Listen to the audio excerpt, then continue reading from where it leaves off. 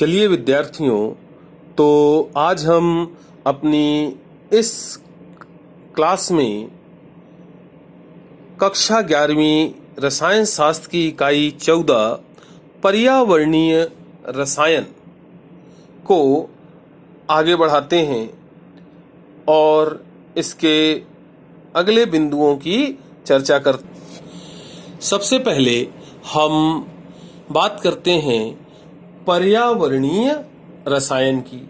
बहुत ही आसान है।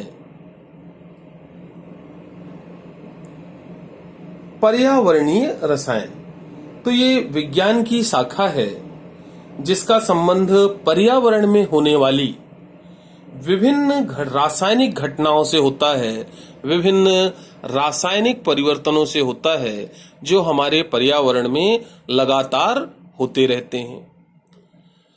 वातावरण में, जैसा हमने पिछली कक्षा में बात की थी कि वातावरण अर्थात पर्यावरण को हम 4 मुख्य मंडलों में बांटते हैं: वायुमंडल, जलमंडल, स्थल मंडल और जैवमंडल। स्थल मंडल और वायुमंडल बहुत ही महत्वपूर्ण क्षेत्र है। वायुमंडल को भी हमने 4 मुख्य क्षेत्रों में बांटा: क्षोभमंडल, समतापमंडल, मध्यमंडल और थर्मोस्फीयर। तो इसमें से प्रारंभ के 2 क्षेत्र क्षोभमंडल और समतापमंडल हमारे लिए अत्यंत महत्वपूर्ण हैं और उनकी क्रियाएं भी हमारे लिए बहुत ही महत्वपूर्ण हैं क्योंकि इनका सीधा असर हम पर पड़ता है। तो हम आज क्षोभमंडल और समतापमंडल में होने वाली विभिन्न रासायनिक क्रियाओं पर बात करेंगे। सबसे पहले क्षोभमंडल में होने वाली रासायनिक क्रियाएं। तो देखिए बेटा, इस क्षेत्र में जीवाश्म ईंधन का दहन होता है विभिन्न प्रकार के इंजनों में या विभिन्न प्रकार के क्रियाकलापों में, और उससे विभिन्न गैसें उत्पन्न होती हैं जब जीवाश्म ईंधनों का दहन होता है। ठीक है, जैसे कोयला है, अगर ये पूर्ण दहन होता है तो CO2 उत्पन्न होती है, अपूर्ण दहन से कार्बन मोनोऑक्साइड CO उत्पन्न होती है। पेट्रोल है, जब इसका ऑक्सीकरण होता है, पेट्रोल का जब ऑक्सीकरण होता है तब C8H18 प्लस 25/2 O2, तब कार्बन डाइऑक्साइड के साथ जलवाष्प उत्पन्न होती है। इसी तरह से C8H18 का जब अपूर्ण दहन होता है, पेट्रोल का जब अपूर्ण दहन होता है तब CO2 और जलवाष्प के साथ में कार्बन मोनोऑक्साइड उत्पन्न होती है। इसी तरह से कोयला या ईंधन के दहन पर SO2 जैसी गैसें भी उत्पन्न होती हैं। इंजन के उच्च ताप के कारण जब इंजनों में जीवाश्म ईंधनों का दहन होता है तो वहां पर उत्पन्न उच्च ताप के कारण जो नाइट्रोजन है वो नाइट्रोजन परऑक्साइड का निर्माण करती है। N2 ऑक्सीजन से क्रिया करके NO बनाती है और फिर NO का ऑक्सीकरण होने से NO2 गैस प्राप्त होती है या बन जाती है। इसी तरह से सूर्य के प्रकाश में SO2 गैस O2 से ऑक्सीजन द्वारा ऑक्सीकृत होकर के SO3 बनाती है, जो जलवाष्प से क्रिया करके सल्फ्यूरिक अम्ल H2SO4 का निर्माण करती है। कार्बनिक पदार्थों का जैविक अपघटन भी इस क्षेत्र में लगातार चलता रहता है, जैसे CH2O फॉर्मेल्डिहाइड के जीवाणुविक अपघटन से मीथेन और कार्बन डाइऑक्साइड CO2 गैस उत्पन्न होती है।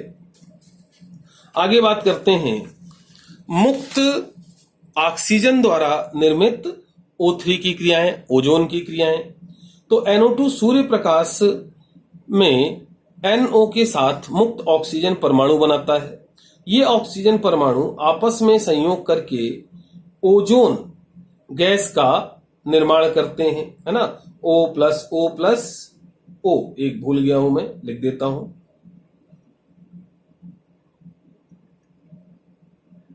संयोग करके ओजोन गैस का निर्माण करते हैं। फिर ये ओजोन गैस विभिन्न प्रकार की क्रियाएं देती है, जैसे मीथेन से जब ओजोन क्रिया करती है तो मीथेन ऑक्सीकृत होकर फॉर्मेल्डिहाइड देता है।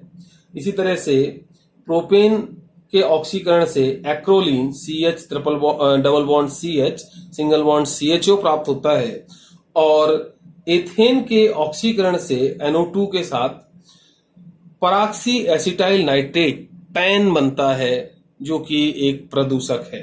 ठीक है।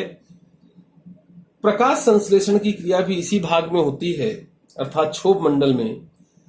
इसमें कार्बन डाइऑक्साइड पेड़ पौधों में उपस्थित क्लोरोफिल की मदद से ग्लूकोज C6H12O6 कार्बोहाइड्रेट का निर्माण होता है। तो ये थी क्षोभ मंडल की महत्वपूर्ण अभिक्रियाएं। अब हम बात करते हैं समताप मंडल में होने वाली मुख्य क्रियाओं की। तो यहां पर प्रकाश के द्वारा ऑक्सीजन का अपघटन होता है और ऑक्सीजन परमाणु ऑक्सीजन का निर्माण करती है सूर्य प्रकाश की उपस्थिति में। फिर ये परमाणु ऑक्सीजन संयोग करके ऑक्सीजन के साथ में उत्तेजित ऑक्सीजन परमाणु को मुक्त करती है।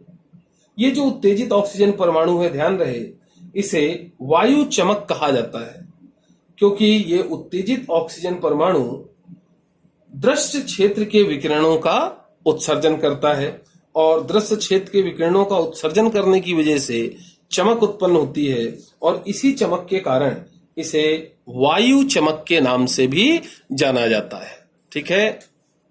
तो वायु चमक अर्थात उत्तेजित ऑक्सीजन परमाणु। फिर ये उत्तेजित ऑक्सीजन परमाणु इलेक्ट्रॉन का त्याग करके ऑक्सीजन आयन बनाता है। इसी तरह से ओजोन सूर्य के प्रकाश की उपस्थिति में अपघटित होकर के ऑक्सीजन गैस और ऑक्सीजन परमाणु को मुक्त करती है। फिर ओजोन गैस ऑक्सीजन से संयोग करके या ऑक्सीजन के साथ अपघटित होकर ऑक्सीजन गैस का निर्माण करती है। ऑक्सीजन गैस यहां मुक्त ऑक्सीजन परमाणु से संयोग करके ओजोन का भी निर्माण करती है। इस क्षेत्र में ओजोन हाइड्रोक्सिल मूलक से क्रिया करके ऑक्सीजन परमाणु में ऑक्सीजन अणु में अपघटित हो जाती है। इसी तरह से O3 अर्थात ओजोन NO से क्रिया करके NO2 बनाती है। फिर ये NO2 परमाणु ऑक्सीजन से क्रिया करके NO बनाती है, और साथ ही साथ में जो है N2O का भी यहाँ पर परमाणु ऑक्सीजन से ऑक्सीकरण होने पर NO प्राप्त होता है। ठीक है, मतलब नाइट्रिक ऑक्साइड बनती है। और ये जो N2O है, ये कहां से प्राप्त होती है? सूक्ष्म जैविक क्रियाओं द्वारा। तो सूक्ष्म जैविक क्रियाओं द्वारा उत्पन्न N2O ऑक्सीजन द्वारा ऑक्सीकृत होकर के नाइट्रिक परऑक्साइड देती है। इसी तरह से इसी क्षेत्र में नाइट्रोजन का सूर्य के प्रकाश की उपस्थिति में स्व-विघटन होता है, मतलब नाइट्रोजन अपने आप विघटित होती है और विघटित होकर के नाइट्रोजन परमाणु बनाती है नवजात। अब ये नवजात नाइट्रोजन परमाणु ऑक्सीजन से क्रिया करके NO नाइट्रिक परऑक्साइड बनाते हैं, साथ में ऑक्सीजन परमाणु को मुक्त करते हैं। इसी क्षेत्र में जब फ्रियॉन गैस पहुंचती है तो वो सूर्य के प्रकाश की उपस्थिति में अपघटित होकर क्लोरीन मुक्त मूलक का निर्माण करती है। ये क्लोरीन मुक्त मूलक बनने के बाद वहां उपस्थित ऑक्सीजन माफ कीजिएगा ओजोन का विघटन करती है। क्लोरीन मुक्त मूलक ओजोन से क्रिया करके क्लोरोक्सी मुक्त मूलक बनाते हैं और उसे ऑक्सीजन के अणु में तोड़ देते हैं। फिर ये क्लोरोक्सी मुक्त मूलक यहाँ पर उपस्थित परमाणुीय ऑक्सीजन से संयोग करके पुनः क्लोरीन मुक्त मूलक उत्पन्न करते हैं और ऑक्सीजन परमाणु बन जाता है, ऑक्सीजन अणु प्राप्त होता है। तो इस तरह से इस मंडल में अर्थात समताप मंडल में लगातार ये क्रियाएं चलती रहती हैं। अगर एक बार फ्रियॉन का अणु वहां पहुंच गया और ये मुक्त मूलक अभिक्रिया शुरू हो गई तो लगातार इस तरह से अभिक्रियाएं चलती रहती हैं और ओजोन परत का विनाश होता रहता है, जिसे ओजोन परत का अपक्षय कहते हैं, इसके विषय में हम और आगे पढ़ेंगे विस्तार से। अभी इतना ही बहुत है। इसके अलावा यहाँ ध्रुवों पर मौसम के अनुसार, यहाँ ध्यान दीजिएगा, ध्रुवों पर मौसम के अनुसार क्लोरॉक्सी मुक्त मूलक NO2 मतलब ClO मुक्त मूलक NO2 से क्रिया करके ClO बनाता है। इसके अलावा क्लोरीन मुक्त मूलक मीथेन से क्रिया करके CH3 के साथ में HCl बनाता है। ClO यहाँ जल अपघटित होकर के HOCl और HNO3 का निर्माण करता है। साथ ही साथ में ClO HCl के साथ क्रिया करके क्लोरीन और HNO3 नाइट्रिक अम्ल देता है। यहीं इसी भाग में बसंत ऋतु में कुछ इस प्रकार क्रिया होती है। HOCl अपघटित होकर के हाइड्रोक्सिल मुक्त मूलक बनाता है और क्लोरीन मुक्त होती है, और क्लोरीन के समांश बंध विखंडन के द्वारा यहाँ पर क्लोरीन मुक्त मूलकों का निर्माण होता है। तो बच्चों, इस तरह से हमारा जो समताप मंडल है और क्षोभ मंडल है उसमें लगातार रासायनिक क्रियाएं चलती रहती हैं। यहाँ पर अभी हमने कुछ मुख्य रासायनिक क्रियाओं की बात की। आज के लिए बस इतना ही। इस इकाई के अगले शीर्षकों पर हम बात करेंगे अपनी अगली क्लास में।